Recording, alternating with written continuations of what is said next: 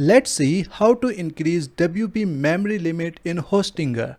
So first of all, we need to log into our Hostinger hPanel.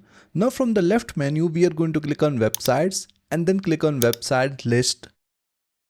Now from here, we will select our website and then click on dashboard from here. Once we are here, we will select file manager from here. Click on public_HTML folder. Scroll down and here you will see wp-config.php file.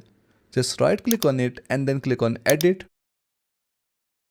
After that, just scroll down to the bottom and here you will see a line that's all, stop editing, happy publishing. Just enter above it and paste the code here. I will add this code in the video description. After that, from the top, just click on save. And in this way, your website memory limit will be increased. So that's it for today. Thanks for watching. Please like and subscribe.